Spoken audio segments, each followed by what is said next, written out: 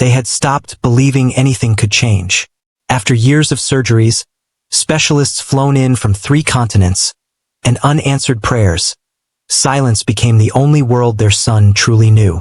Their mansion was filled with medical charts, progress journals from the world's best doctors, and quiet routines that made hope feel dangerous. In time, the family learned to survive inside that silence, even as it slowly pushed them further away from each other. Until one morning, everything shifted. The maid, who had worked quietly in the background for years, entered the living room holding something in her hand. Not dusty, not forgotten. Something she had just pulled out from deep inside the boy's ear canal. Something small, metallic, foreign. Something that had been lodged there, hidden beneath years of scar tissue and failed treatments, in a place no doctor had thought to look closely enough. She knelt down in front of the boy and held it toward him. No dramatic speeches, no promises, just a quiet gesture that felt heavier than words. And that was the moment. The boy's eyes widened. His lips parted slightly. His head tilted, slowly at first, then sharply, like someone had called his name from a distance. For the first time in his life, he reacted to sound, clear, unmistakable sound. Not muffled, not distant, real. The maid's voice trembled as she looked up at his parents. I pulled this out from his ear. I don't know how it got there, but the moment I removed it, he turned. He heard me. He heard me. The father's breath caught in his throat. The mother clutched the armrest to keep from collapsing. Because if the maid was right, if that object had been blocking his hearing all along, then their son was never truly deaf. And if that was true, someone had made sure he couldn't hear. Before we dive deeper, let us know in the comments where you're watching from. We'd love to hear from you. And if you're new here, click on the subscribe button so you never miss any of our upcoming videos. To understand how that single moment came to be, you have to go back 9 years. Back to when Daniel Harrington came into the world on a cold February morning.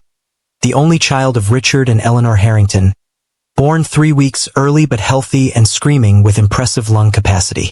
Eleanor, who'd been a concert pianist before her marriage, had held her newborn son and felt a completeness she'd never experienced before. Richard, already a successful investment banker at 32, had stood beside the hospital bed with tears streaming down his face, overwhelmed by the responsibility and joy of fatherhood.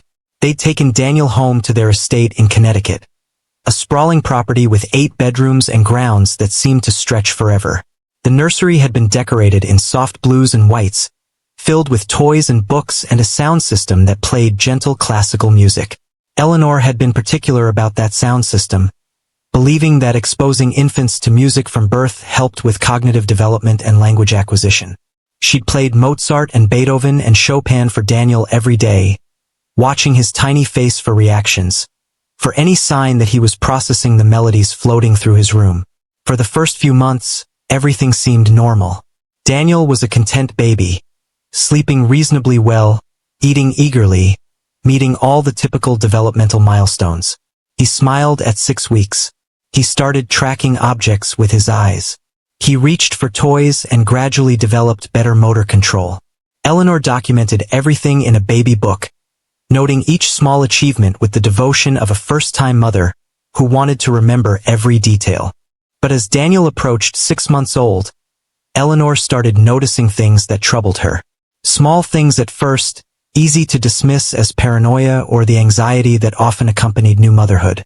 Daniel didn't startle when doors slammed.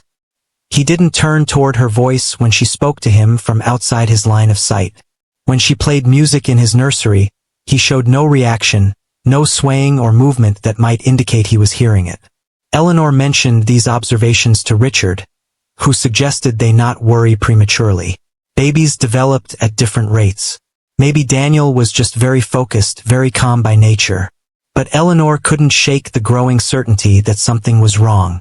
She started testing Daniel deliberately when Richard wasn't around, clapping loudly behind his head, ringing bells near his ears, calling his name from different positions. Daniel never responded. Not once. Not ever.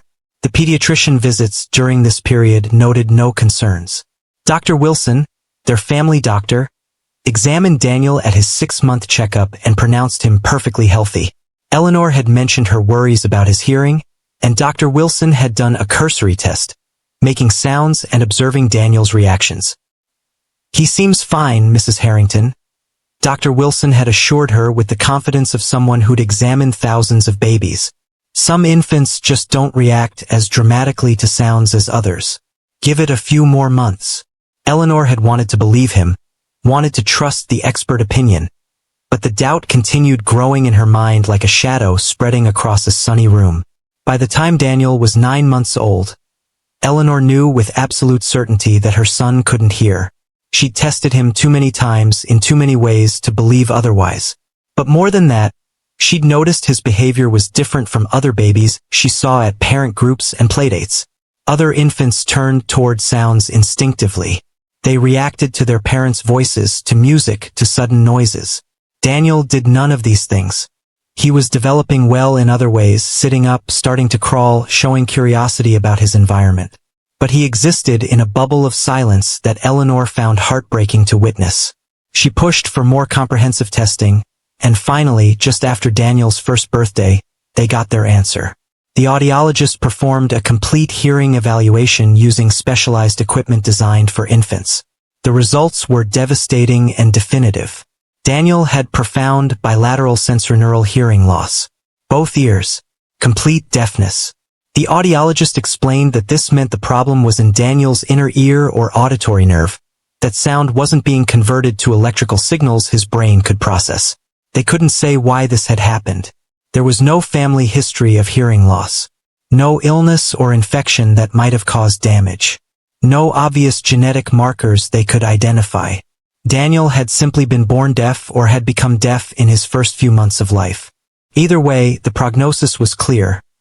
Daniel would never hear without significant medical intervention, and even with intervention, there were no guarantees.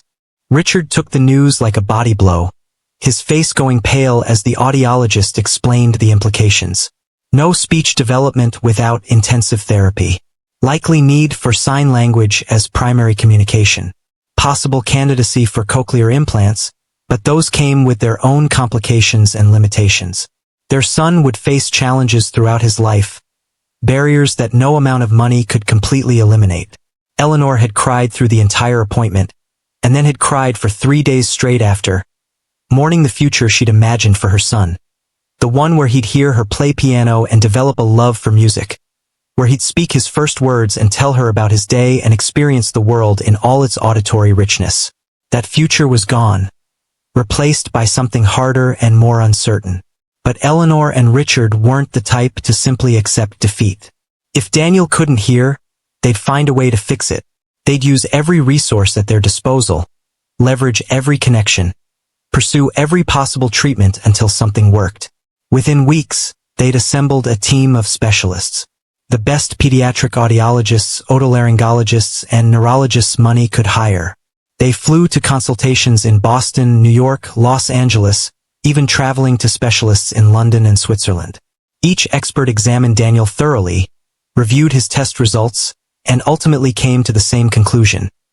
Profound sensorineural hearing loss with no clear cause and no simple solution. The first surgery happened when Daniel was 18 months old. A surgeon in Boston believed he could reconstruct part of Daniel's cochlear structure, potentially restoring some hearing function. The procedure was experimental, risky, and expensive, but Richard and Eleanor didn't hesitate. They'd do anything for their son. The surgery lasted 7 hours. Daniel was so small on that operating table, his head wrapped in bandages afterward, his tiny body connected to monitors and IVs. Eleanor stayed by his side every moment of his recovery, sleeping in a chair beside his hospital bed, waking every time he stirred. The recovery took weeks. Daniel too young to understand why he was in pain, why his parents kept bringing him to these frightening places with bright lights and strange people. When they finally removed the bandages and tested his hearing, the results were crushing. No improvement, not even a slight change. The surgery had failed completely, but they didn't give up. Over the next 7 years, Daniel underwent 6 more surgeries. Different surgeons, different techniques, different theories about what might restore his hearing. They tried cochlear implants, but Daniel's anatomy made them ineffective. They tried auditory brainstem implants with the same disappointing results. They tried experimental stem cell therapies and gene therapies that existed only in clinical trials. Each time, Eleanor and Richard allowed themselves to hope. Each time, that hope was extinguished by test results showing no improvement. The emotional toll on the family was immeasurable.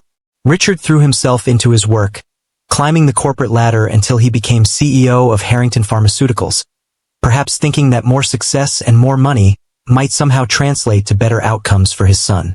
Eleanor abandoned her music career entirely, unable to reconcile her passion for sound with her son's permanent silence. She became consumed by Daniel's condition, researching treatments, coordinating medical appointments, managing the small army of therapists who worked with Daniel daily. Their marriage suffered under the strain. They rarely talked about anything except Daniel's medical needs. They stopped going out together, stopped having friends over, stopped engaging in any activities that weren't directly related to helping their son. Intimacy became rare and mechanical, both of them too exhausted and emotionally depleted to connect as anything other than co-managers of a very complicated situation.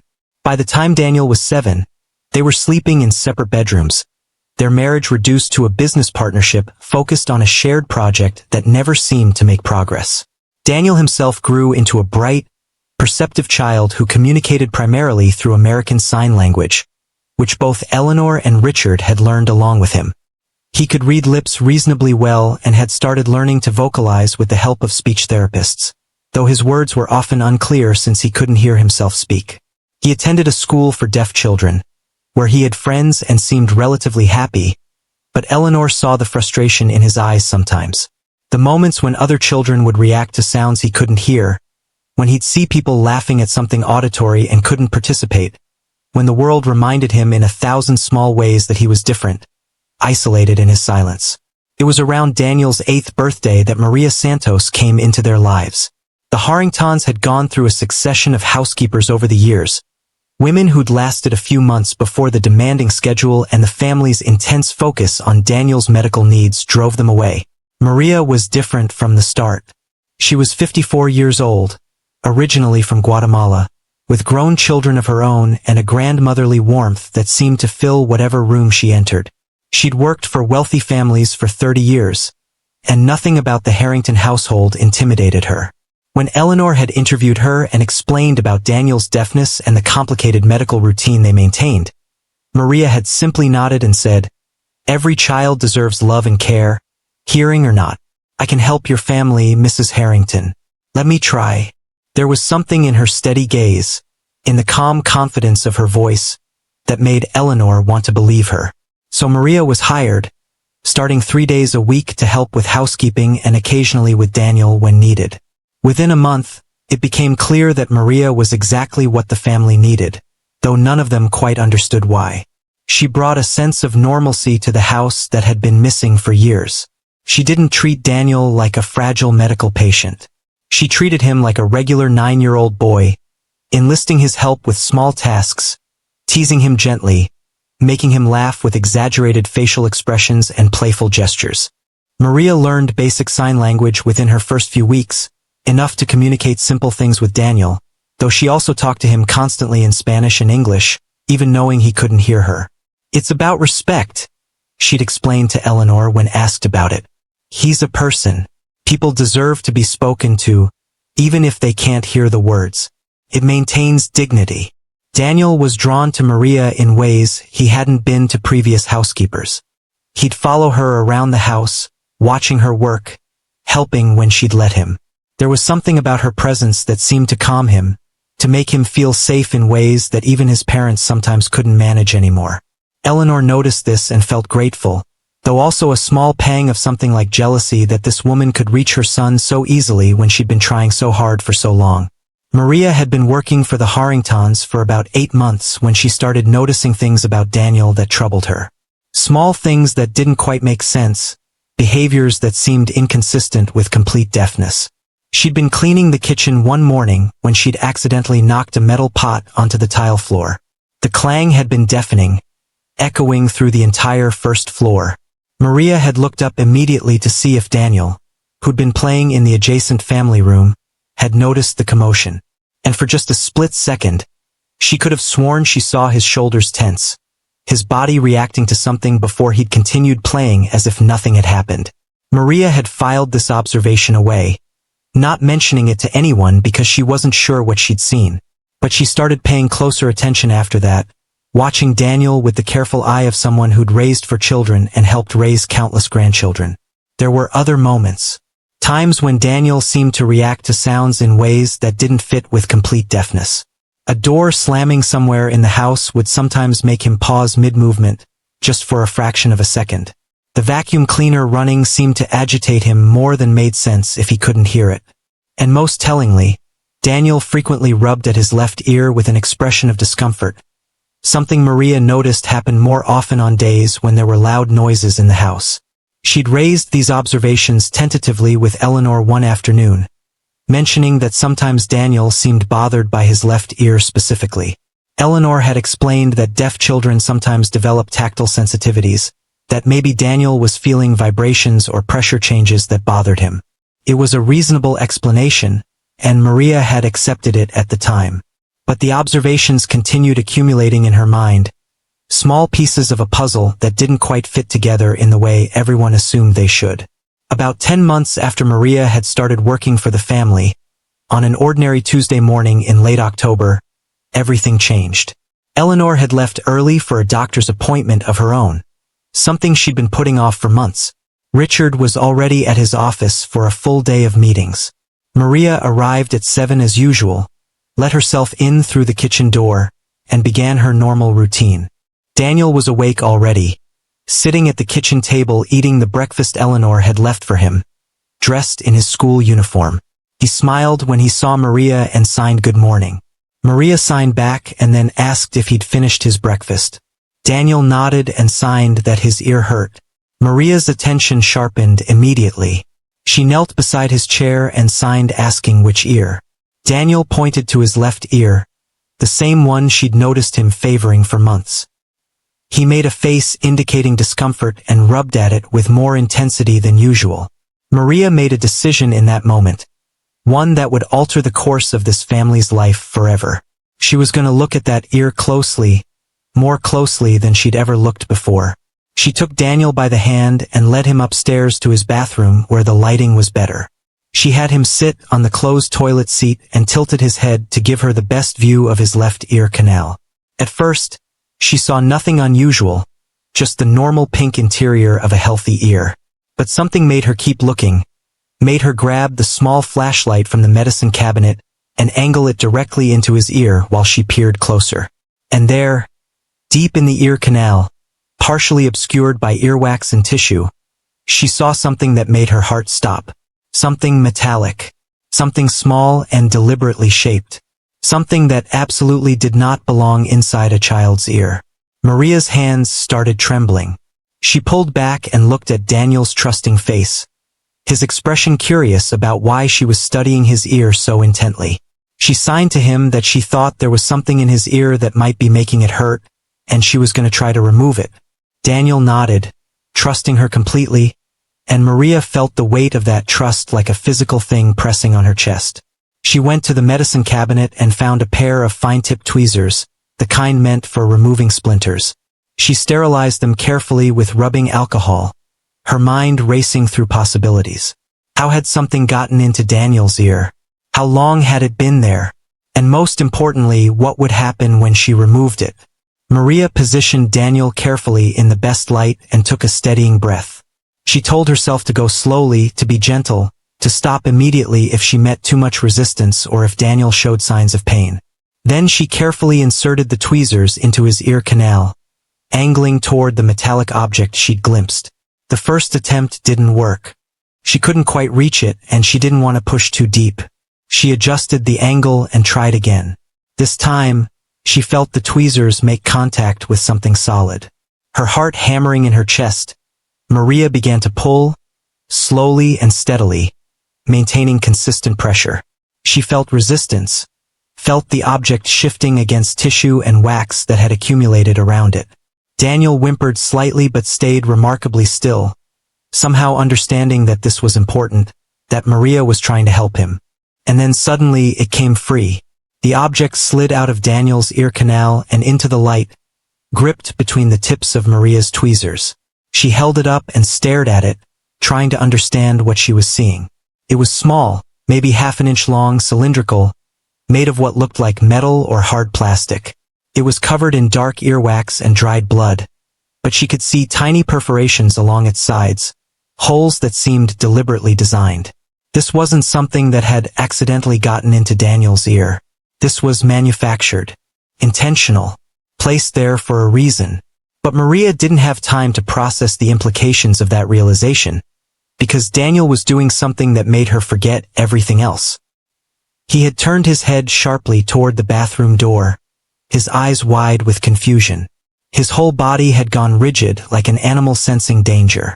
Maria watched him, not understanding what she was seeing until she realized what had changed. There were sounds coming from downstairs. The old house settling, the refrigerator humming, birds outside the window. All the ambient noise that filled every home, but that Daniel had never heard before. And now, with the object removed from his ear, he was hearing them.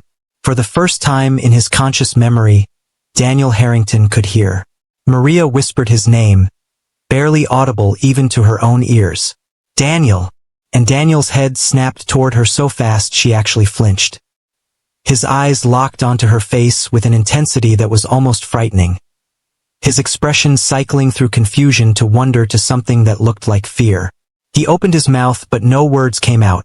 Just a small sound of distress as his brain tried to process sensory input it had never experienced before. Maria's eyes filled with tears. Her whole body was shaking now as the magnitude of what had just happened crashed over her. She'd given this child his hearing. She'd removed whatever had been blocking his ear and he could hear. After 9 years of silence, Daniel Harrington could hear. But even as joy flooded through her, a darker realization was forming. That object hadn't gotten into Daniel's ear by accident. Someone had put it there. Someone had deliberately made this child deaf. And that meant someone in this family's life, someone they trusted, was capable of unimaginable cruelty. Maria needed to call Eleanor immediately. She needed to get Daniel to a doctor to make sure the removal hadn't caused any damage. She needed to preserve the object as evidence because this was a crime, wasn't it? Someone had hurt this child deliberately. But first, she needed to help Daniel, who was now covering his ears with his hands, overwhelmed by the sudden assault of sound. Maria knelt in front of him and gently pulled his hands away from his ears. She signed to him slowly, trying to explain what was happening even though her own hands were shaking so badly she could barely form the shapes. You can hear now. I took something out of your ear that was blocking the sound. I know it's scary and confusing, but you're okay. You're safe. This is what hearing feels like.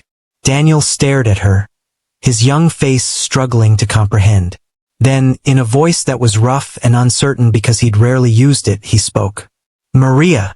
The word was barely recognizable, but it was unmistakably an attempt to say her name.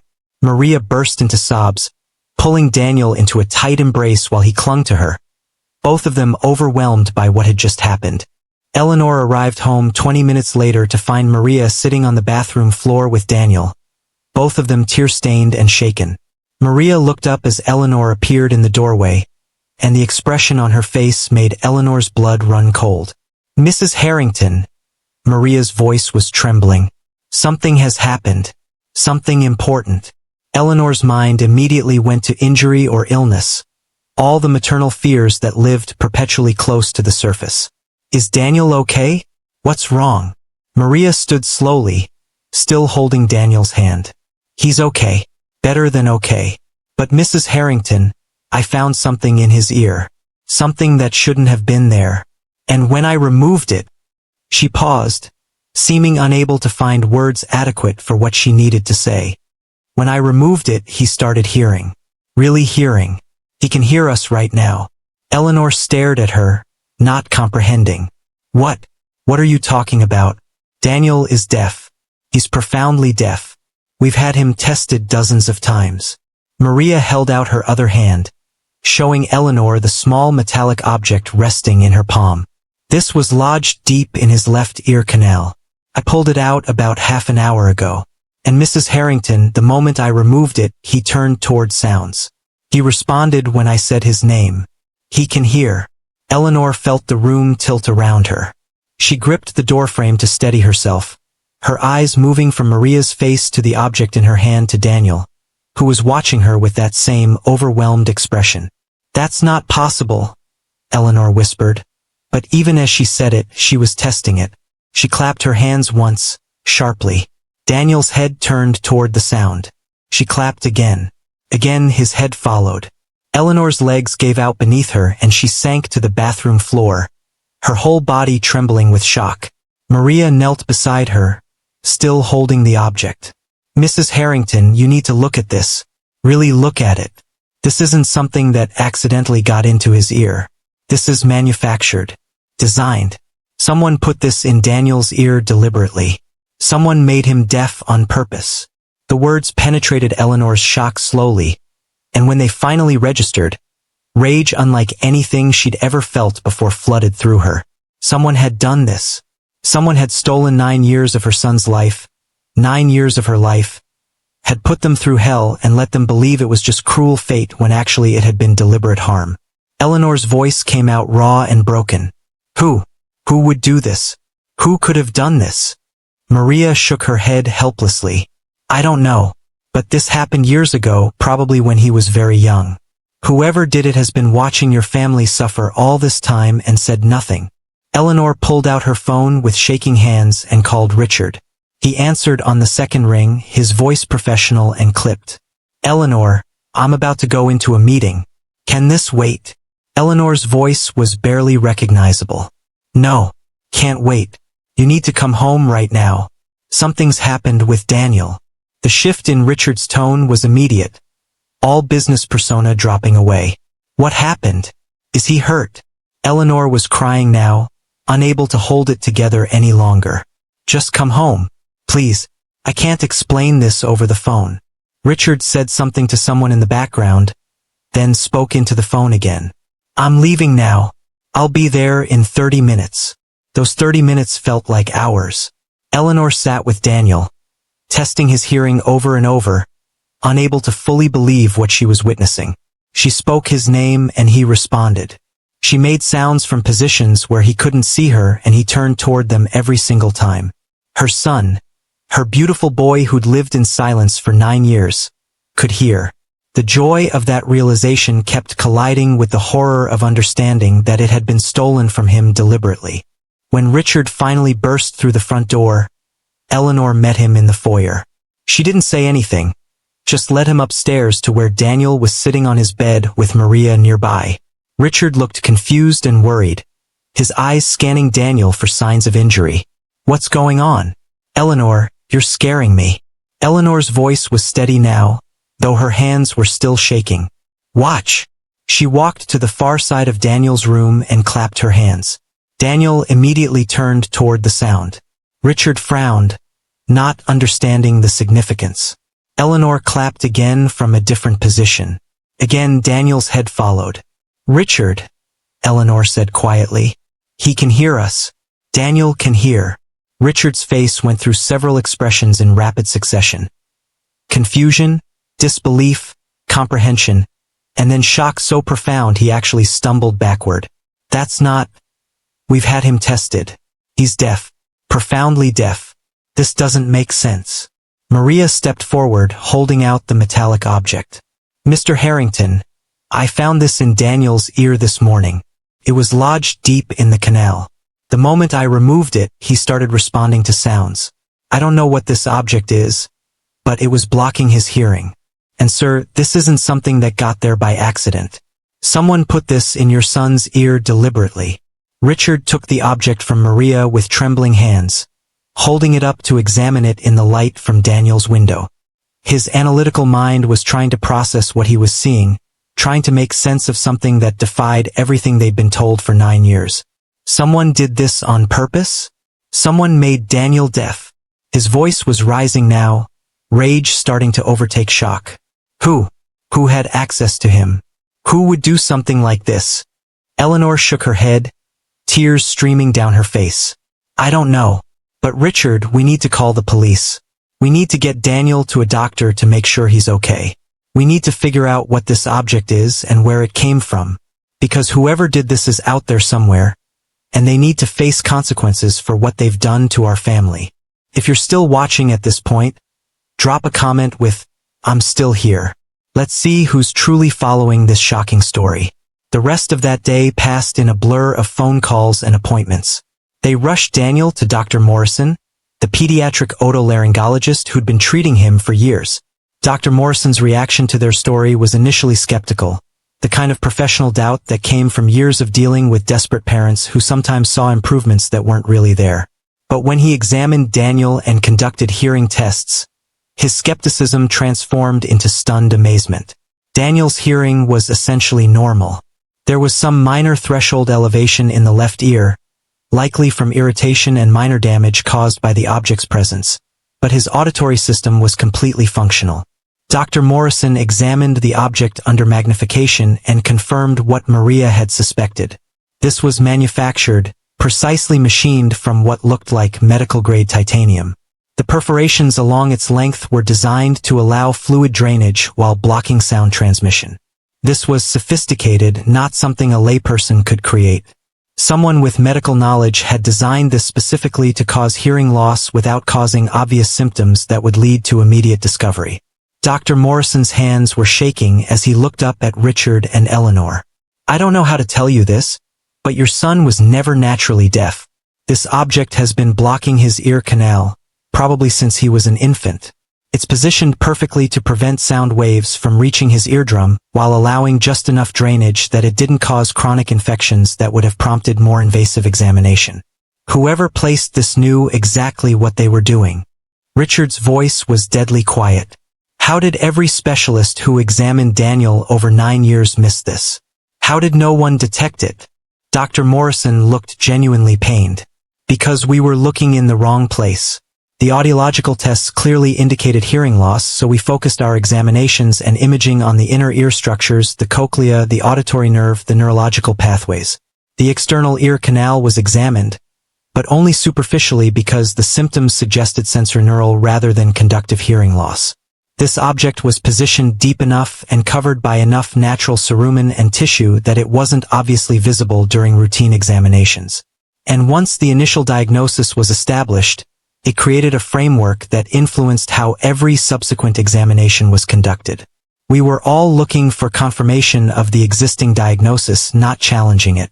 It's called anchoring bias, and it's one of the most dangerous pitfalls in medicine." Eleanor's voice was thick with tears and rage.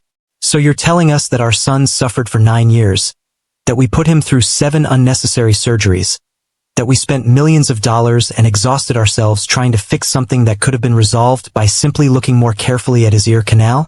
Dr. Morrison had no defense to offer. "Yes, I'm so deeply sorry, Mrs. Harrington. This represents a catastrophic failure by everyone involved in Daniel's care, myself included. If there's anything I can do to help now, any way I can support your family or assist with the investigation, please tell me. What happened to Daniel is unconscionable on multiple levels."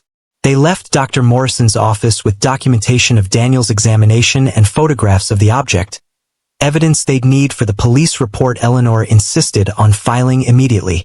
Detective James Warren of the Connecticut State Police met them at their home that evening to take their statement. He was in his 50s with gray hair and the weary expression of someone who'd seen too much human cruelty, but even he seemed shocked by their story. Detective Warren examined the object carefully, turning it over in his gloved hands. "This is highly sophisticated. Medical-grade materials, precise manufacturing. Mrs. Santos, you said you found this approximately half an inch into Daniel's ear canal."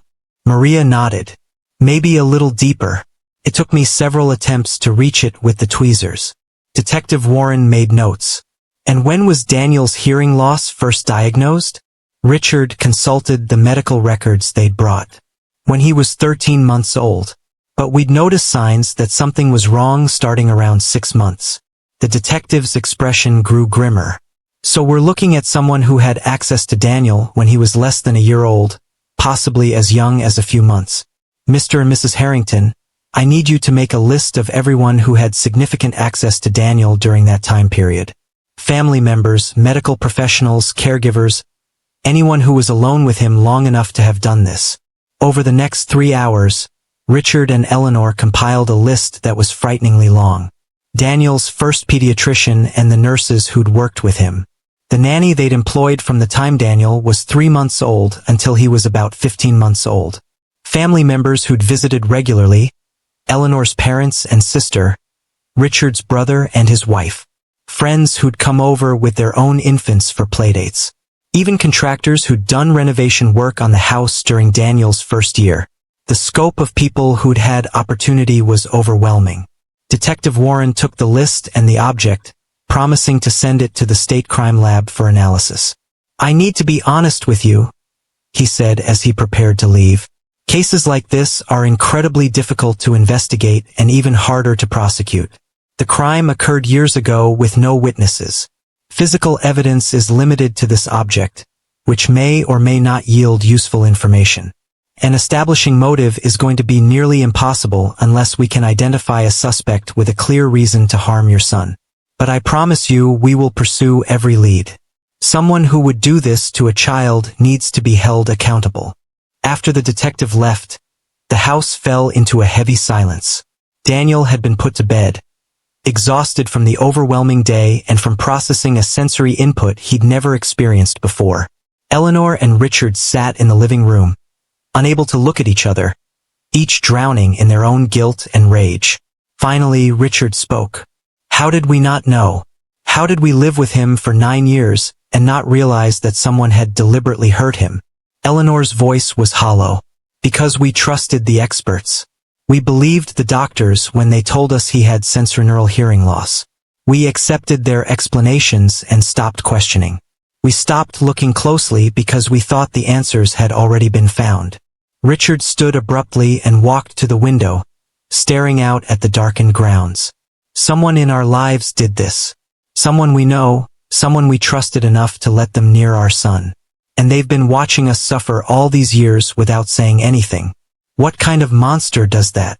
Eleanor didn't have an answer. The violation felt worse in some ways than the original act. Whoever had placed that object in Daniel's ear hadn't just stolen his hearing. They'd stolen 9 years of his childhood. 9 years of their family's peace. They'd put Daniel through unnecessary surgeries and treatments. They destroyed Eleanor's career and nearly destroyed her marriage. And they'd done all of it deliberately, for reasons Eleanor couldn't begin to comprehend. That night, neither Richard nor Eleanor slept. They lay in their separate bedrooms staring at ceilings, their minds cycling through possibilities and accusations. Every person who'd been close to Daniel in that first year of life became a potential suspect. Every interaction was re-examined for signs of malice or opportunity. By morning, they were exhausted and no closer to answers, but their resolve had hardened. They would find who did this. No matter how long it took or what it cost, they would find the person responsible and make sure justice was served. The next few days were consumed by the investigation. Detective Warren interviewed everyone on the list Richard and Eleanor had provided. The nanny, a young woman named Jessica Thornton who'd moved to California years ago, was shocked and horrified by the accusation, insisting she'd loved Daniel and would never hurt him. Eleanor's parents were devastated, both by what had happened to their grandson and by the implication that they might be suspects. Richard's brother Marcus became defensive and angry, demanding to know how Richard could even suggest family might be involved. Each interview seemed to eliminate suspects while simultaneously expanding the circle of people who might have had opportunity.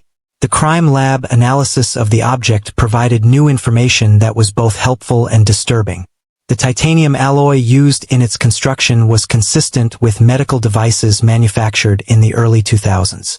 The precision of the manufacturing suggested it had been created in a professional machine shop or medical device facility, not homemade. Most significantly, they found traces of a biocompatible coating that was used primarily in experimental auditory devices, the kind developed in research settings rather than commercial production. This information led Detective Warren in a new direction. He started investigating medical device companies and research facilities that had been developing auditory technologies around the time of Daniel's birth. It was painstaking work, requiring warrants and cooperation from companies that were often reluctant to share information about their research programs. But slowly, a pattern began to emerge. About 3 weeks into the investigation, Detective Warren called Richard and Eleanor to the police station for a meeting. He looked tired, but also like he'd found something significant. "We've identified a company that was manufacturing devices very similar to the one found in Daniel's ear. A firm called Biosound Technologies that was developing experimental treatments for chronic ear infections in infants. They created small titanium inserts that would deliver medication directly to infected tissue while allowing fluid drainage. The devices were supposed to dissolve after a few weeks, but there were problems with the technology and the program was shut down after only limited testing." Richard leaned forward. "So you're saying Daniel was part of some kind of medical trial? Without our knowledge or consent?" Detective Warren nodded grimly. "That's what we suspect. We've been investigating Biosound's research protocols from that time period, and we found irregularities. There's evidence they conducted unauthorized testing, recruiting medical professionals to place devices in patients without proper consent or oversight. The program was terminated abruptly when several devices failed to dissolve as designed, and the company tried to cover up the entire operation to avoid liability." Eleanor's voice was shaking. "You're telling me our son was used as an unwitting test subject? That someone experimented on him like he was a laboratory animal?" Detective Warren's expression was sympathetic but firm. "Yes, Mrs. Harrington. And we believe we've identified the person who placed the device in Daniel's ear." He pulled out a photograph and slid it across the table. It showed a man in his early 40s with dark hair and glasses, wearing medical scrubs. "This is Dr. Nathan Cross. 9 years ago, he was working as a pediatric physician's assistant at the practice where Daniel received his initial well-baby checkups. According to our investigation, Cross was recruited by Biosound Technologies to identify suitable candidates for their unauthorized trial and to place the devices during routine examinations. He was paid $10,000 for each successful placement." Richard stared at the photograph, rage building in his chest like a physical pressure. This man, this Dr. Cross, he did this to Daniel during a routine checkup? While we sat in the waiting room trusting that our son was receiving proper medical care. Detective Warren nodded. "We believe so. Cross had access to Daniel during at least 3 appointments in the first 6 months of his life. The device was likely placed during one of those visits. It would have taken only seconds, a quick insertion while supposedly examining Daniel's ears. You wouldn't have noticed anything unusual." Eleanor's hands were clenched so tightly, her nails were drawing blood from her palms. "Where is he now? Where is Nathan Cross?" Detective Warren's expression became cautious. "He's living in Vermont, working at a family practice clinic under his real name. We've coordinated with Vermont authorities, and he'll be arrested this afternoon on charges of assault, battery, child endangerment, and participation in unauthorized medical experimentation. Biosound Technologies executives are also facing federal charges for conspiracy and fraud." Richard stood abruptly. "I want to see him. I want to look this man in the face and ask him why he did this to my son." Detective Warren held up a hand. "Mr. Harrington, I understand your anger, but you need to let law enforcement handle this. Any contact you make with Cross could jeopardize the prosecution. Please, let us do our jobs." Richard wanted to argue, wanted to get in his car and drive to Vermont and confront the man who'd stolen 9 years from his family. But Eleanor's hand on his arm stopped him. "He's right, Richard. We need to let them handle it. We need to think about Daniel now, about helping him adjust to hearing and making sure he's okay."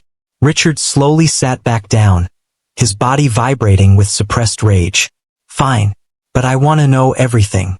I want to know why he did it, what he was thinking, how he could look at an infant and decide to use him for an experiment. I want to understand what kind of person does something like that." Over the next 2 weeks, the full story emerged as Nathan Cross, faced with overwhelming evidence, agreed to cooperate with prosecutors in exchange for a reduced sentence.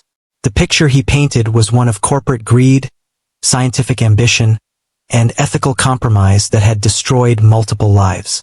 Biosound Technologies had been a struggling startup desperate for a breakthrough that would attract investors and keep the company afloat. Their auditory device showed promise in laboratory testing, but proper clinical trials would take years and cost millions they didn't have. So the company's CEO, a man named Robert Chambers, had made the decision to accelerate the process. He'd recruited medical professionals at various pediatric practices, offering them substantial payments to place devices in infant patients without informing the parents or seeking proper consent. The medical professionals were told this was an approved trial with proper oversight, given forged documentation that made it appear legitimate. Some, like Nathan Cross, had believed they were participating in cutting-edge research that would help children. Others had suspected something was wrong, but had chosen not to ask questions because the money was too good. Daniel had been one of 15 infants who'd received the devices. Cross had identified him as a suitable candidate because he'd had minor ear infections during his first few months, which fit the supposed treatment profile.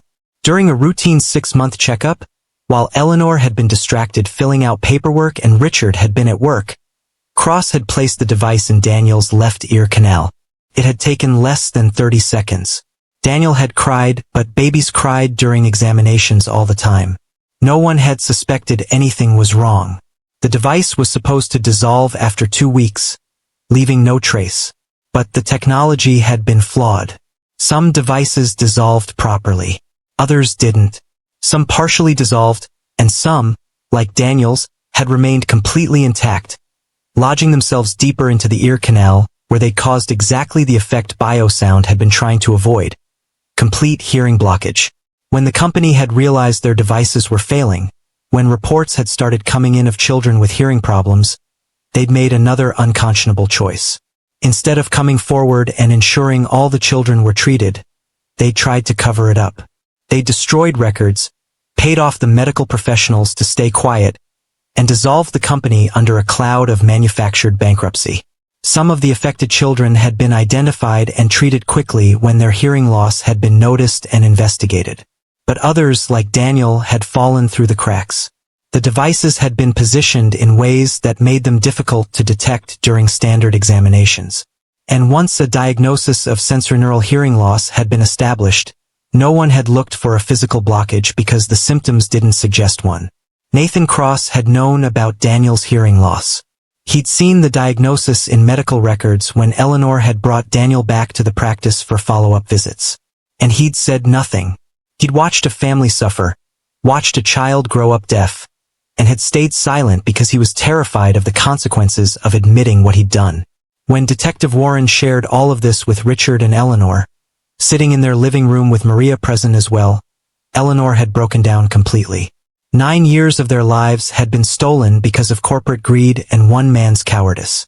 Daniel had suffered through unnecessary surgeries because Nathan Cross had been too afraid to admit his mistake. Their entire family had been destroyed. And for what?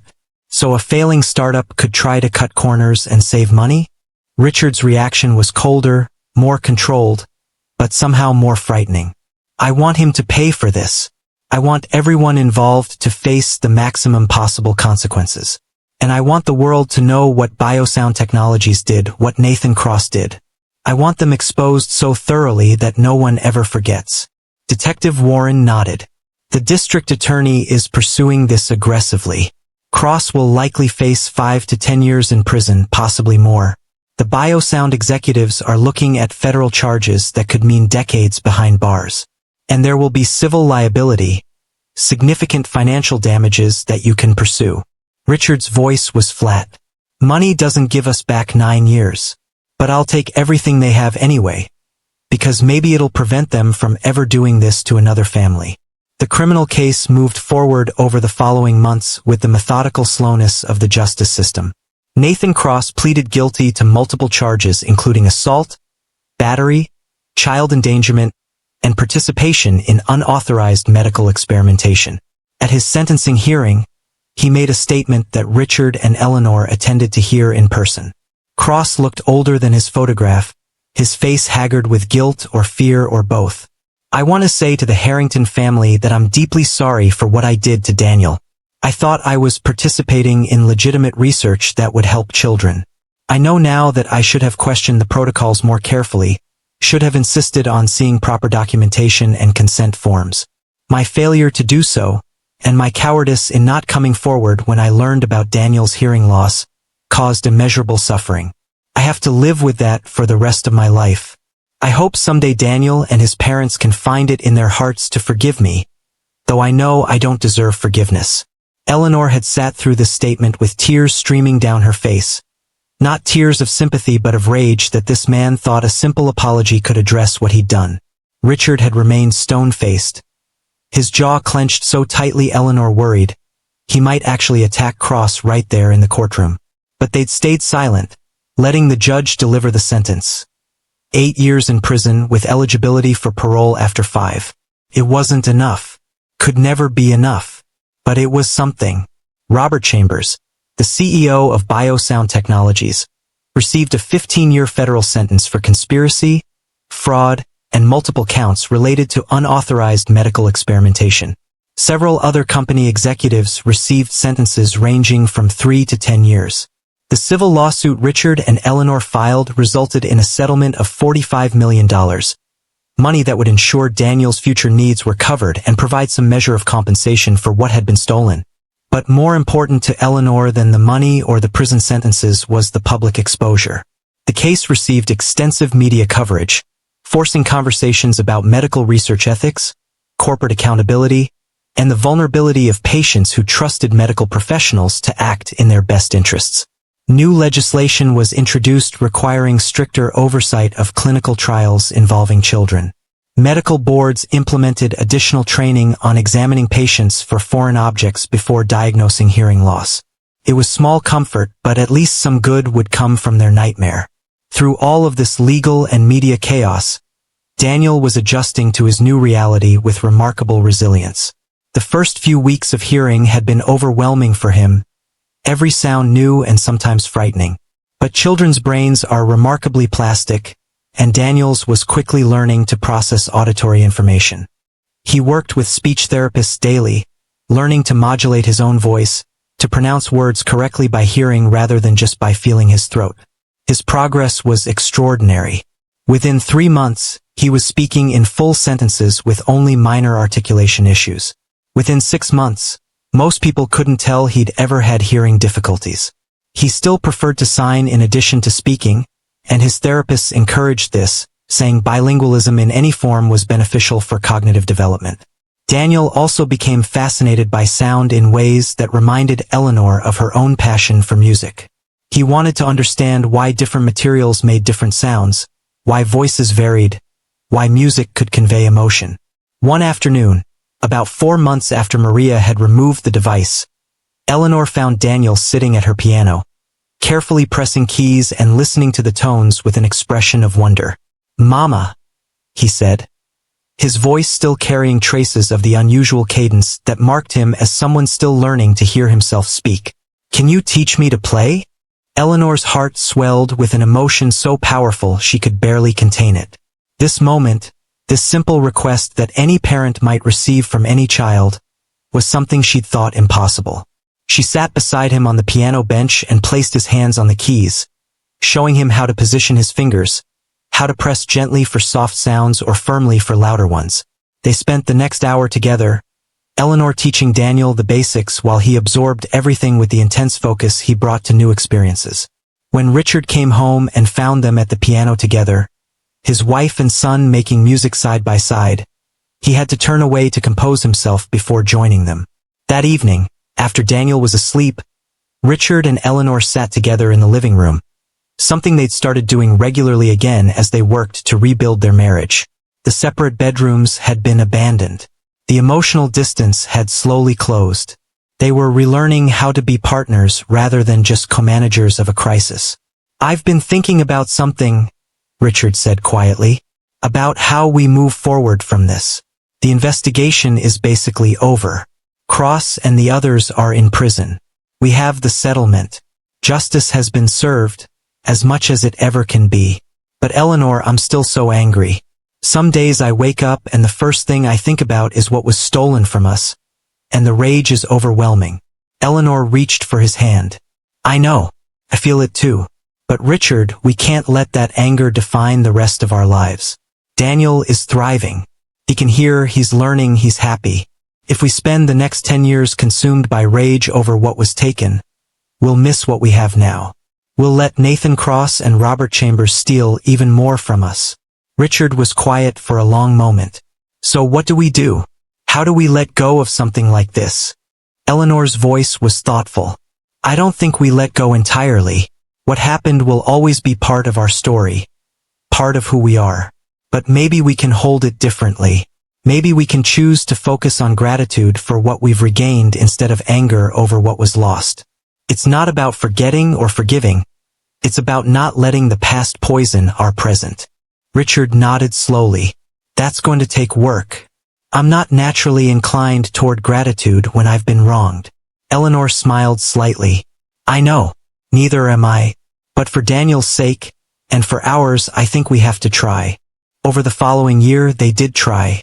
Richard stepped back from some of his CEO responsibilities, promoting capable executives and restructuring his schedule to be more present at home.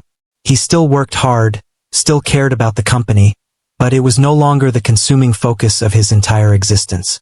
He made time for Daniel's school events, for family dinners, for weekend activities that had nothing to do with medical appointments or legal proceedings. Eleanor gradually returned to music, not with the intensity of her younger years, but in ways that felt sustainable and joyful. She started teaching piano again, taking on a small number of students who came to the house. She played for herself regularly, finding in music a kind of therapy that helped process everything they'd been through. And most importantly, she played with Daniel, nurturing his growing interest and talent. Maria remained with the family, though her role had evolved into something more than housekeeper.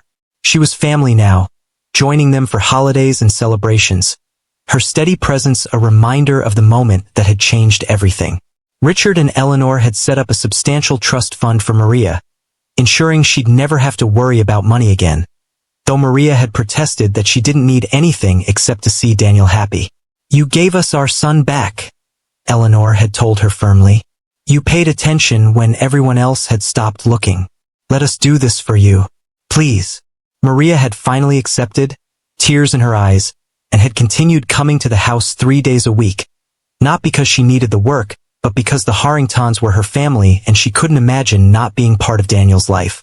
Daniel himself grew into a bright, thoughtful 10-year-old who loved music, science, and asking endless questions about how the world worked.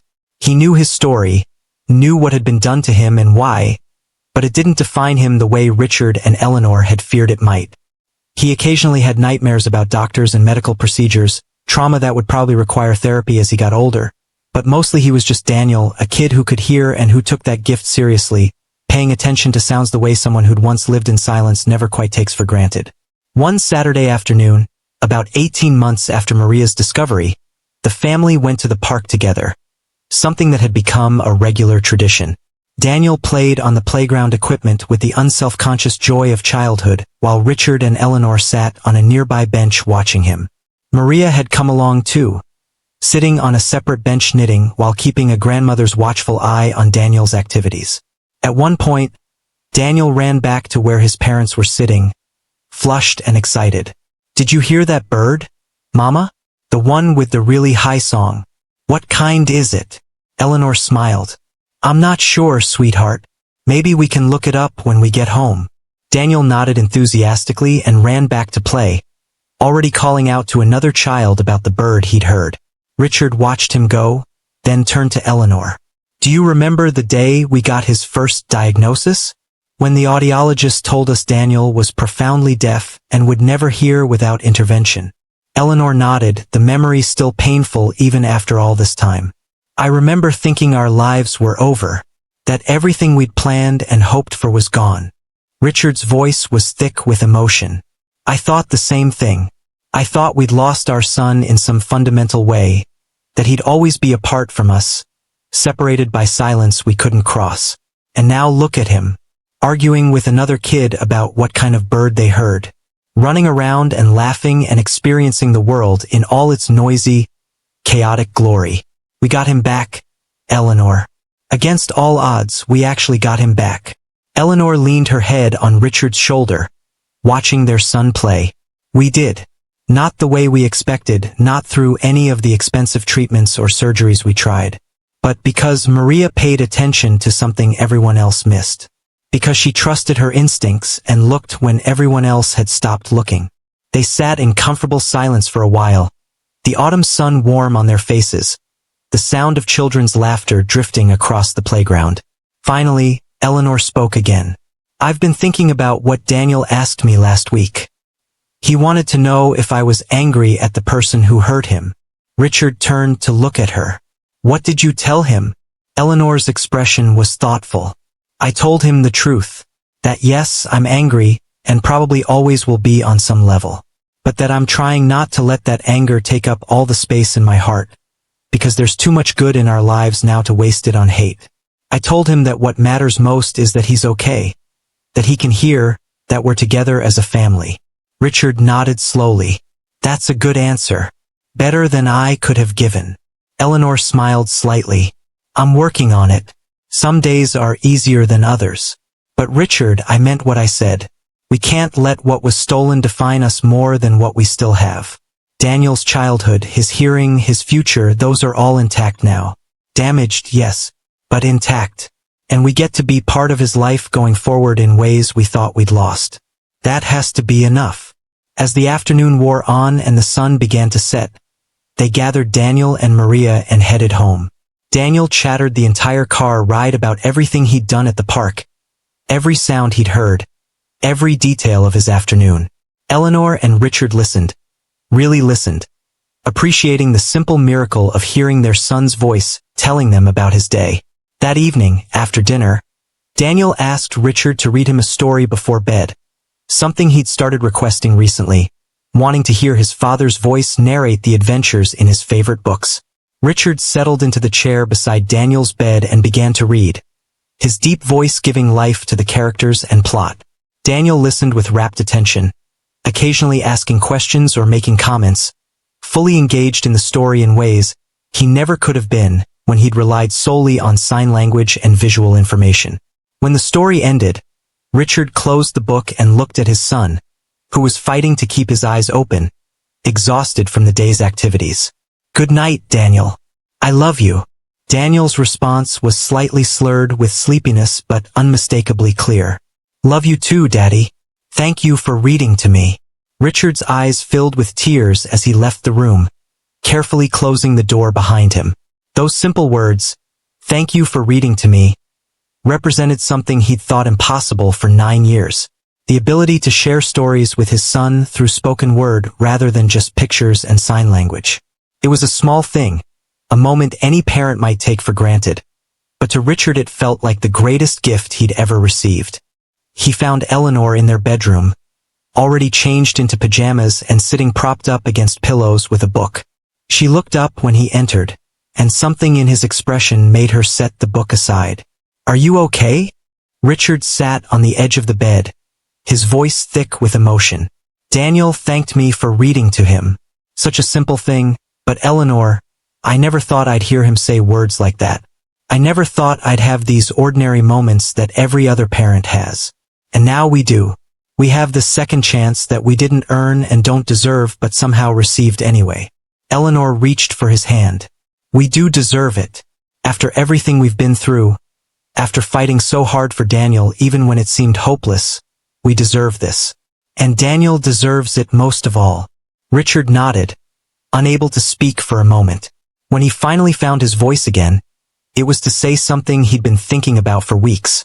I want to start a foundation, something focused on medical research ethics and patient advocacy, particularly for children. I want to channel everything we learned from this nightmare into something that might prevent other families from going through what we did. Would you support that? Eleanor didn't hesitate. Absolutely. I think it's a wonderful idea. Daniel's story can help other people, can shine a light on problems in the medical research system that need to be addressed. Let's do it. And so they did. Over the next several months, Richard and Eleanor established the Daniel Harrington Foundation for Medical Ethics and Patient Advocacy. They used part of the settlement money to fund it, but also leveraged Richard's business connections to attract additional donors and support. The foundation's mission was threefold: to advocate for stronger oversight of medical research involving children, to provide resources for families navigating complex medical situations, and to support education for medical professionals about cognitive biases and the importance of thorough examination protocols. Daniel himself became involved in the foundation as he got older, speaking at events about his experience when he felt comfortable doing so, putting a human face on abstract discussions about research ethics and patient rights. He was remarkably articulate about what he'd been through, able to describe the experience of living in silence and then suddenly hearing in ways that moved audiences to tears. But more than that, he spoke about resilience, about the importance of people like Maria who pay attention and trust their instincts, about the possibility of healing even after profound violation. 2 years after Maria's discovery, the foundation hosted its first major fundraising gala. Daniel, now 11 years old, stood on stage in front of hundreds of people and spoke about his journey. Eleanor and Richard watched from the audience, holding hands, both of them amazed by their son's courage and poise. "When I was little," Daniel said into the microphone, his voice clear and strong, "I lived in a world without sound. I didn't know I was missing anything because I'd never had it. But my parents knew, and it hurt them every day, knowing I couldn't hear them tell me they loved me, couldn't hear music or birds or laughter. They tried everything to help me, even when it seemed impossible. And then one day, Maria, who helps take care of our house and who became like family, noticed something everyone else had missed. She found a tiny object in my ear that had been blocking my hearing since I was a baby. And when she removed it, I heard for the first time." He paused, and the room was absolutely silent, everyone hanging on his words.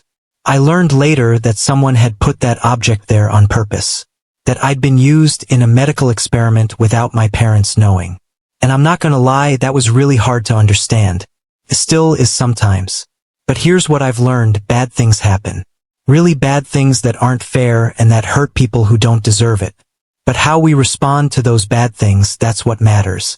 We can let them destroy us, or we can use them to make positive changes so maybe other people don't have to suffer the same way. My family chose the second option. And that's why we're all here tonight." The applause that followed was thunderous. People were on their feet, many wiping away tears, all of them moved by this young boy's wisdom and grace. Eleanor felt her heart might burst with pride and love.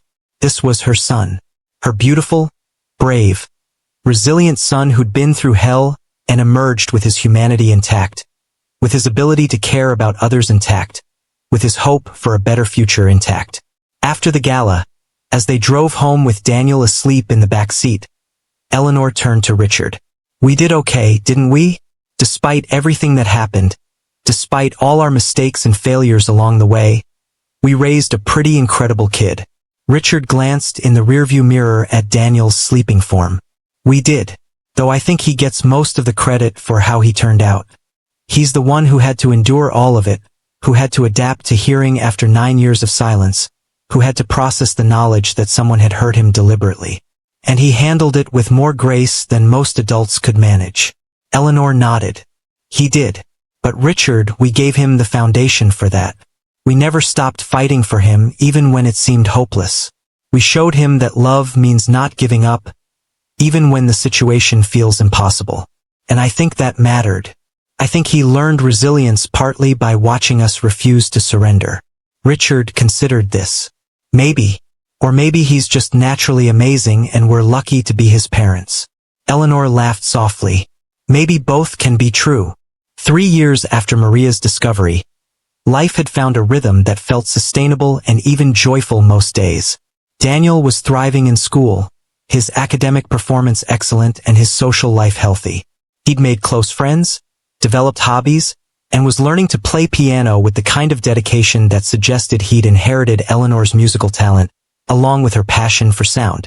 Richard and Eleanor's marriage had fully healed, stronger in some ways than it had been before Daniel's diagnosis because they'd survived something that destroyed many couples and had chosen to fight their way back to each other. They still had hard days, moments when the anger or grief would resurface unexpectedly, but they'd learned to support each other through those moments rather than letting them create distance.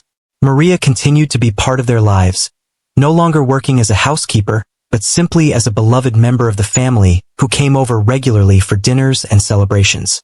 Daniel adored her, calling her abuela even though they weren't related by blood, and Maria treasured her relationship with him in ways that filled her own life with meaning and joy. One Sunday afternoon, the family gathered at the estate for a barbecue, something that had become a regular tradition. Eleanor's parents were there, along with her sister Jennifer and Jennifer's family. Richard's brother Marcus came with his wife and their 2 children, Daniel's cousins who he loved playing with. And of course Maria was there, presiding over the kitchen with the authority of someone who'd earned her place at the center of this family. As the afternoon wore on and the adults sat on the back patio watching the children play, Eleanor's mother Martha turned to her daughter.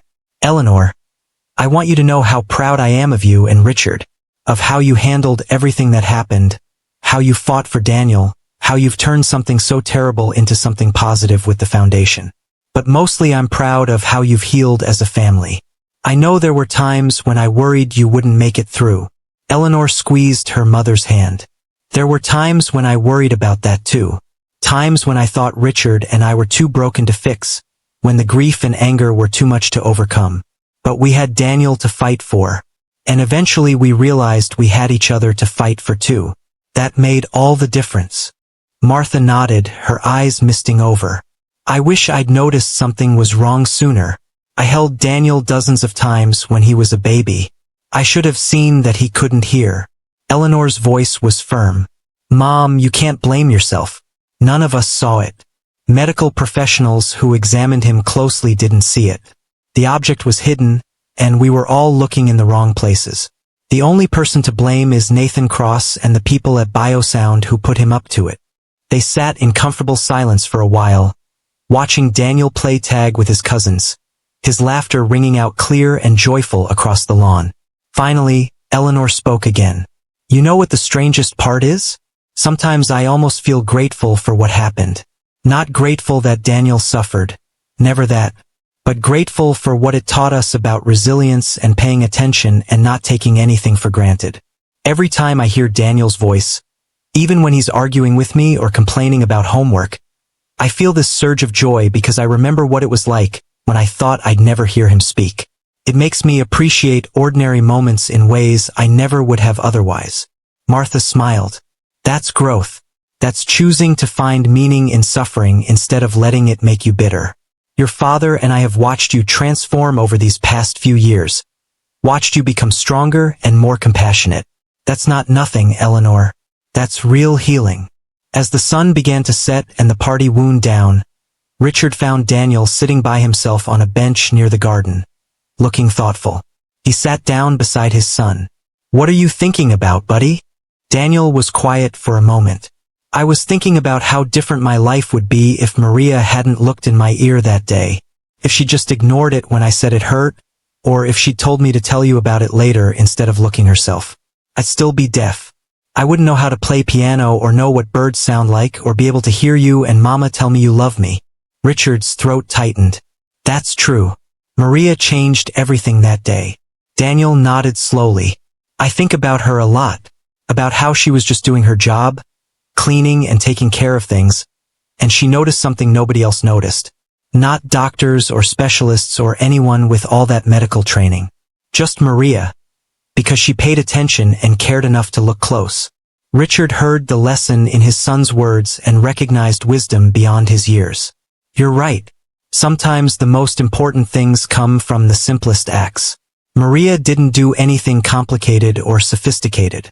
She just looked carefully when everyone else had stopped looking. That kind of attention, that kind of caring, it can change lives." Daniel turned to face his father. "Do you think I could do that for someone someday? Pay attention to something everyone else misses and help them?" Richard pulled his son into a hug. "I think you already do that, Daniel. Every time you speak at foundation events, every time you share your story, you're helping people. You're showing them that healing is possible and that ordinary people can make extraordinary differences." Daniel hugged him back. "I hope so, because I want what happened to me to mean something good, you know? I want it to help other people, not just be this terrible thing that happened and then was over." Richard's voice was thick with emotion. "It already means something good. You mean something good. Your compassion and strength and willingness to turn pain into purpose. That's making a difference in ways you probably won't even fully understand until you're older. They sat together on the bench as darkness fell, and the party continued around them. Father and son connected by shared history and hope for the future. Inside the house, Eleanor watched them through the window and felt gratitude so powerful it almost hurt. This was her family. Broken and healed, scarred but surviving, transformed by trauma into something stronger than they'd been before. Now, as we come to the end of the story, think about something important. The Harrington family's journey was extraordinary in its specific details, but the themes are universal. Trauma and resilience, loss and recovery, the power of paying attention when everyone else has stopped looking, the choice to turn suffering into purpose rather than letting it make you bitter. How would you have responded if this had been your family? If your child had suffered for years from something that turned out to be deliberately caused by someone you trusted? Could you have found your way to forgiveness? Or would anger have consumed you? Could you have rebuilt your marriage under that kind of strain? Or would the grief have pulled you apart? And here's perhaps the most important question. Are you paying attention in your own life? Are you noticing the details that others might miss? Are you trusting your instincts when something feels wrong, even if experts tell you everything is fine? Because Maria wasn't special in the sense of having unique talents or training. She was special because she paid attention, because she cared enough to look closely when everyone else had stopped looking. That's something any of us can choose to do. We can choose to be present, to notice, to trust our observations even when they contradict accepted wisdom. We can choose to act when we see something wrong instead of assuming someone else will handle it. Those choices, those small acts of attention and courage, they can change lives. Maybe even save them. The Harrington family's story reminds us that healing is possible even after profound violation. That families can survive almost unimaginable strain if they hold onto each other and refuse to let trauma define their entire existence. That ordinary moments, like hearing your child's voice or reading them a bedtime story, are actually extraordinary gifts we should never take for granted. And most importantly, it reminds us that sometimes the answers we're desperately seeking are closer than we think. Hidden not in complex explanations but in simple observations we've dismissed as unlikely. The billionaire's son appeared to be born deaf, or so everyone believed for 9 years. But he wasn't. He was born with the ability to hear, and that ability was stolen from him by someone's greed and cowardice.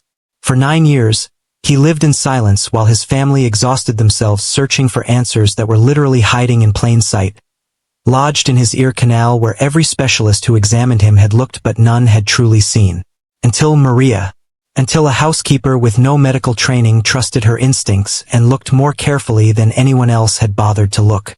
Until 30 seconds of attention undid 9 years of suffering. That's the real miracle of this story. Not that Daniel's hearing was restored, though that's miraculous enough, but that it was restored by someone choosing to pay attention, to care enough to investigate something that seemed minor but felt wrong. We all have opportunities to be Maria in someone's life, to notice what others miss, to trust our instincts, to act when action is needed. The question is whether we'll take those opportunities or let them pass by because we're too busy or too uncertain or too willing to assume someone else will handle it. I hope you'll think about that as you go about your daily life. I hope you'll pay attention to the people around you, to the details that seem small but might be significant. I hope you'll trust yourself enough to investigate when something feels wrong, even if you can't articulate exactly why. Because you never know. You might just be the person who changes everything for someone else. You might be the one who sees what everyone else has missed. And in seeing, in acting, in caring enough to look closely, you might give someone back something they thought was lost forever. Thank you for watching Daniel and his family's journey. If the story moved you, if it made you think about attention and resilience and the power of ordinary people doing extraordinary things, please leave a comment below sharing your thoughts. Have you ever been in a situation where paying closer attention revealed something important? Have you experienced your own journey of loss and recovery? We'd love to hear your story. And if you haven't already, please subscribe to our channel and hit the notification bell so you never miss stories like this one. Stories about real families facing impossible situations and finding their way through. Stories about hope and healing and the unexpected ways miracles manifest in our lives. Stories that remind us that even in our darkest moments, change is possible. Until next time, take care of each other. Pay attention to what matters. Trust your instincts. And never underestimate the power of one person choosing to look more closely when everyone else has stopped looking at all. Daniel Harrington can hear today because Maria Santos paid attention. Who might need you to be there, Maria? Who might be waiting for you to notice what everyone else has missed? Keep your eyes open. Keep your heart engaged. And remember that sometimes the most profound acts of love are the simplest ones. Seeing someone truly, believing them when something feels wrong, and caring enough to investigate rather than dismiss. That's how miracles happen. Not through grand gestures or expensive interventions, but through ordinary people choosing to pay extraordinary attention. For years after Maria's discovery, Daniel turned 13, standing at the threshold of adolescence with the confidence that came from having survived something difficult and emerged intact. He'd grown tall, with his father's dark hair and his mother's expressive eyes, and he carried himself with a maturity that sometimes surprised people who didn't know his story. The foundation had grown substantially, now providing resources to hundreds of families and advocating for policy changes that were making real differences in how medical research was conducted and overseen. New federal regulations had been implemented requiring triple oversight for any clinical trials involving minors. Medical schools had incorporated case studies based on Daniel's experience into their curricula, teaching future doctors about the dangers of anchoring bias and the importance of thorough physical examinations before accepting initial diagnoses. The Harrington Foundation had become a model for patient advocacy organizations, demonstrating how personal tragedy could be transformed into systemic change. But perhaps the most remarkable transformation was in the family itself. The mansion that had once felt like a tomb, silent and heavy with despair, now rang with music and laughter. Eleanor had returned to teaching full-time, her studio filled with students 3 afternoons a week, the sound of scales and sonatas drifting through the house. Daniel's own piano skills had developed to the point where he was considering whether to pursue music professionally, though he was also drawn to medicine, wanting to become the kind of doctor who paid attention to details others might miss. One evening, as the family sat together after dinner, Daniel brought up something that had been weighing on his mind. "I've been thinking about Nathan Cross," he said, his voice thoughtful. "About the fact that he'll be eligible for parole soon."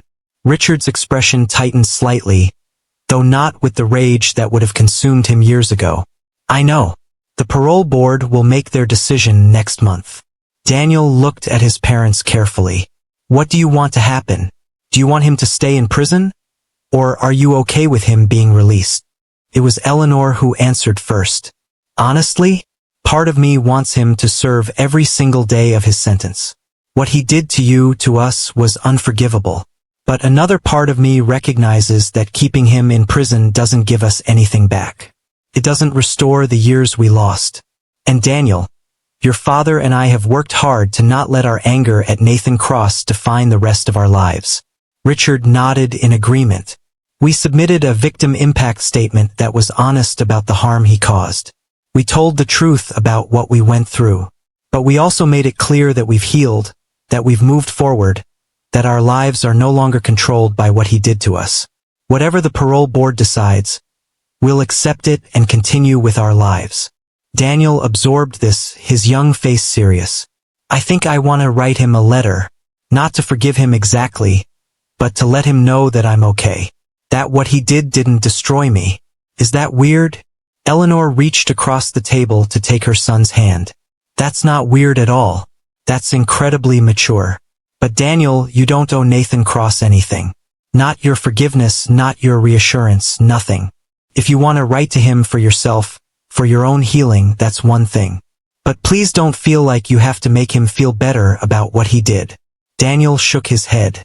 "It's not for him. Well, maybe partly for him. But mostly it's for me. I want him to know that I'm not defined by what happened to me. I want him to see that the thing he did, this terrible thing that he probably thinks about every day, didn't break me. I survived it. I'm thriving despite it. And maybe that's the best kind of justice, showing him that his actions didn't have the power to destroy my life. Richard felt emotion tighten his throat. When had his son become so wise? If that's what you want to do, we'll support you. Do you want help writing it? Daniel considered this. Maybe I'll show you after I write a draft.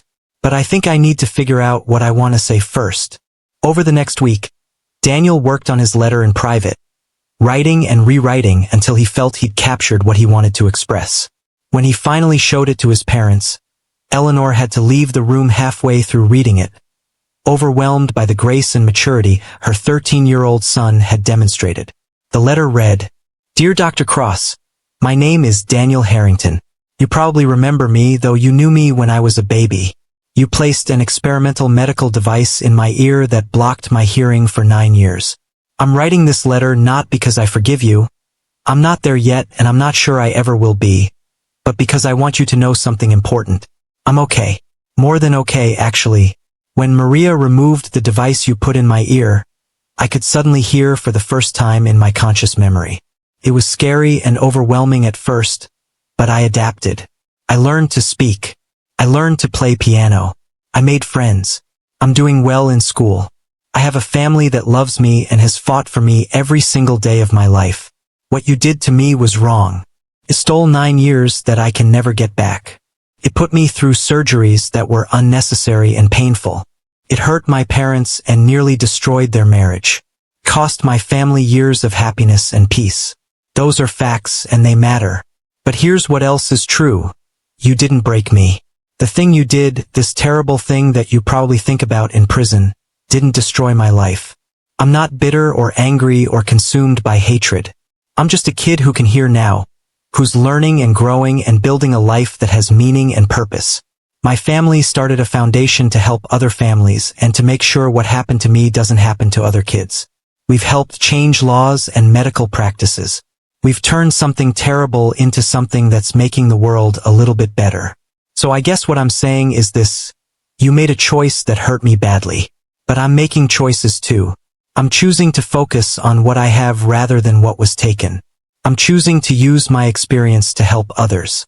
I'm choosing to not let what you did define the rest of my life. I don't know if you'll ever be released from prison.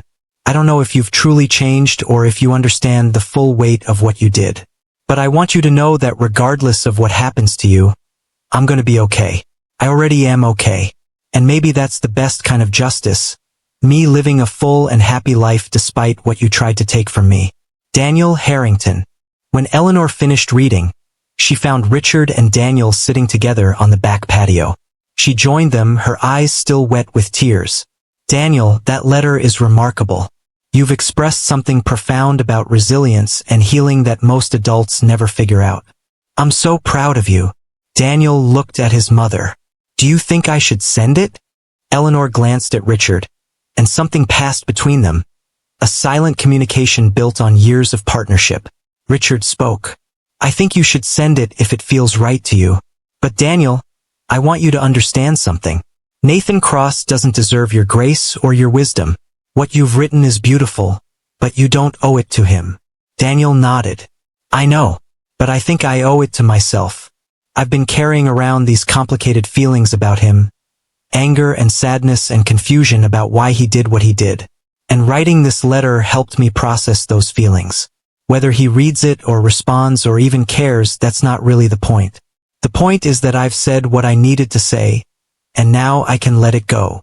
Eleanor pulled her son into a hug. Then send it. And Daniel, thank you for teaching your father and me something about forgiveness and letting go. We're supposed to be the ones guiding you, but sometimes you're the one showing us the way. The letter was sent, and 3 weeks later, Daniel received a response. Nathan Cross had written back, and his letter was filled with remorse and gratitude for Daniel's grace. He acknowledged that he didn't deserve forgiveness but was profoundly moved by Daniel's ability to move forward despite what had been done to him. He described his own journey in prison, the therapy he'd undergone, the understanding he'd developed about the harm he'd caused. He ended by saying that Daniel's letter had given him something he thought he'd lost forever. Hope that he might someday be able to contribute something positive to the world again. Daniel read the letter alone first, then shared it with his parents. "I believe him," Daniel said quietly. "I think he really does understand what he did and regrets it. That doesn't change anything about what happened, but it makes me feel better knowing that he's not just sitting in prison making excuses or blaming other people." Richard studied his son's face. "Does this change how you feel about his parole?" Daniel thought about it carefully. "I don't think I want to fight against it anymore. If the parole board thinks he's rehabilitated and won't hurt anyone else, then maybe he deserves a second chance. What he did to me was terrible, but I don't want to be the person who keeps someone in prison out of revenge when they've genuinely changed. That's not who I want to be." Eleanor felt her heart swell with love and pride. Her 13-year-old son had just articulated a philosophy of justice and mercy that many people spent lifetimes struggling to achieve. How had he become so wise? Where had this capacity for grace come from? She supposed it came partly from having survived something difficult and choosing to find meaning in it rather than letting it embitter him. It came partly from watching his parents fight for him and then work to heal their own wounds. And it came partly from Maria, who demonstrated through her simple act of attention that ordinary people could make extraordinary differences through care and courage. When the parole board made their decision, Nathan Cross was granted parole with strict conditions. He would be required to perform community service, continue therapy, and have no contact with the Harrington family unless they initiated it. Richard and Eleanor felt a complex mix of emotions about the decision. Relief that they could finally close this chapter, anxiety about Cross being free again, and a strange sense of peace that came from having survived something terrible and come out the other side intact. 5 years after Maria's discovery, Daniel was 15 and preparing to apply to high schools. He was considering schools with strong music programs, but also ones with excellent science departments, still torn between his dual passions. The foundation was thriving, having helped hundreds of families and contributed to significant policy changes at both state and federal levels. Richard and Eleanor had found a rhythm that worked, balancing their professional lives with family time and foundation work, their marriage stronger than it had ever been. One autumn afternoon, Maria came over for her regular visit, though she rarely did any actual housekeeping anymore. These days, she mostly just spent time with the family, a beloved grandmother figure who'd earned her place through an act of attention that had changed everything. As she sat in the kitchen with Eleanor, both of them preparing dinner while Daniel practiced piano in the other room, Maria spoke quietly. "Mrs. Harrington, can I tell you something I've never told anyone?" Eleanor looked up from the vegetables she was chopping. "Of course, Maria. You can tell me anything." Maria's eyes were distant, remembering. "The morning I found that thing in Daniel's ear, I almost didn't look. I almost just told him to mention it to you later, let you take him to a doctor. I was running behind on my cleaning schedule, and I thought it was probably nothing, just an ear infection or something simple. But something made me stop. I don't know if it was God or intuition or just luck, but something told me to look right then, to not wait. And I'm so grateful I listened to that voice, because if I'd waited even a day or two, you might have taken him to a doctor who would have prescribed antibiotics or something, and that device might have stayed in his ear even longer." Eleanor set down her knife and walked over to Maria, pulling her into a hug. "Maria, you saved my son. You saved my family. I don't think we've ever properly thanked you for trusting that instinct, for taking the time to look when you were busy, for caring enough to investigate something that might have been nothing." Maria hugged her back, tears streaming down both their faces. "He's a special boy, Mrs. Harrington. I knew it from the first day I met him. He deserved to hear the world. I'm just grateful I was there when it mattered." They stood like that for a long moment, two women from completely different backgrounds bound together by a shared love for a child and a moment that had changed all their lives. When they finally separated, Eleanor spoke again. "Maria, Richard and I have been talking, and we want to do something. We want to establish a scholarship in your name. The Maria Santos Scholarship for students pursuing careers in healthcare, nursing specifically. We want to honor what you did by helping other people like you get the education and training to become the kind of caregivers who pay attention and trust their instincts." Maria's eyes widened. "Mrs. Harrington, you've already done so much for me. The trust fund, including me in your family, I don't need anything else." Eleanor shook her head firmly. This isn't about what you need. This is about honoring what you represent. You're proof that the most important qualities in healthcare aren't always taught in medical school. They're things like attention and care and willingness to trust what you observe. We want to encourage more people like you to enter healthcare. We want your legacy to extend beyond our family. Maria was crying again, overwhelmed by the gesture. If you really want to do this, I would be honored. Thank you. The scholarship was established the following year, and its first recipient was a young woman from Guatemala, like Maria, who wanted to become a pediatric nurse. At the awards ceremony, Daniel gave a speech about Maria's crucial role in his recovery, and there wasn't a dry eye in the room. Now, as we reach the end of this journey, I want you to reflect on what this story means and how it might apply to your own life. The Harrington family's experience was unique in its specific details, but the lessons are universal. First, never underestimate the power of paying attention. Maria wasn't a doctor or specialist. She didn't have advanced degrees or sophisticated equipment. She just noticed something others had missed because she was present and attentive. That's something every one of us can choose to be in our daily lives. Second, healing is always possible even after profound trauma. The Harrington family's journey wasn't easy or quick. It took years of therapy, effort, and conscious choice to rebuild relationships and find meaning in suffering. But they persisted, and gradually they created a life worth living again. You can do the same with whatever challenges you're facing. Third, the people who save us often aren't the ones we'd expect. The Harrington family had access to the best medical specialists in the world, but in the end, it was a housekeeper who discovered what was wrong. This should remind us to treat everyone with dignity, to remain humble about our own limitations, and to stay open to wisdom from unexpected sources. Fourth, turning pain into purpose is one of the most powerful forms of healing. The Harrington family didn't just recover.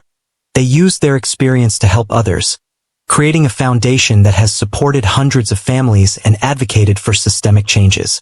If you've experienced trauma or injustice, consider how you might transform that experience into something that helps others. Finally, ordinary moments are actually extraordinary. Richard reading Daniel a bedtime story, Eleanor teaching Daniel piano, Daniel running to tell his parents about a bird he heard. These moments would be mundane in most families, but in the Harrington family they're precious beyond measure because they know what it's like to live without them. You don't have to experience profound trauma to learn this lesson. You can choose right now to appreciate the ordinary miracles in your own life. So here's my final challenge to you. Pay attention. Really look at the people around you. Notice the details others might miss. Trust your instincts. When something feels wrong, investigate. Don't assume the experts know better or that someone else will handle it. Choose healing over bitterness. Choose purpose over vengeance. Choose to create meaning from your suffering rather than letting suffering create only pain. Appreciate the ordinary miracles of your everyday life, the moments you might otherwise overlook or take for granted. Be the person who looks when everyone else has stopped looking. Be the person who trusts their instincts even when it seems easier to dismiss them. Be the person whose simple act of attention changes everything for someone who desperately needs it. The billionaire's son was never truly born deaf. He was born with the gift of hearing, and that gift was stolen by someone's greed and cowardice. For 9 years, he lived in silence. And then, because a housekeeper paid attention to something everyone else had missed, because she trusted her instincts and acted with courage, everything changed. That's the power of one person choosing to see. That's the miracle of ordinary attention given extraordinarily. That's the proof that healing is possible, that families can survive almost anything, that meaning can be created even from profound suffering. Thank you for taking this journey with the Harrington family. Thank you for caring about Daniel's story and the lessons it teaches about resilience, attention, healing, and hope. If the story moved you, please share it with someone who needs to hear it. Leave a comment below telling us what resonated with you most. Share your own experiences of healing or of paying attention when others didn't.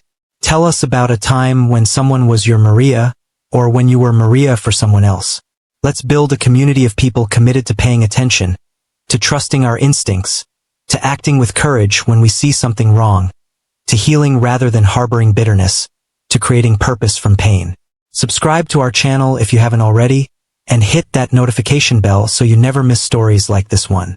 Stories that remind us of the best of human nature. Stories that show us that even in our darkest moments, hope remains. Stories that prove ordinary people doing simple acts of paying attention can change everything. Until next time, take care of each other. Pay attention to what matters. Trust your instincts. Act with courage. Choose healing. Appreciate the ordinary miracles. And remember that you might be the Maria in someone's story. You might be the one who sees what everyone else has missed. You might be the one whose simple choice to pay attention creates miracles you never imagined possible. Don't let that opportunity pass by. Be present. Be attentive. Be brave. Watch how your simple choice to notice might change someone's entire world. Thank you for watching. Thank you for caring.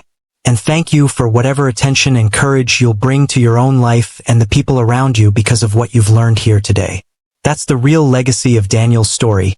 Not just what happened to one family, but how it inspires all of us to be more present, more attentive, more willing to trust what we observe and act on what we know to be true. Take care, and we'll see you in the next video.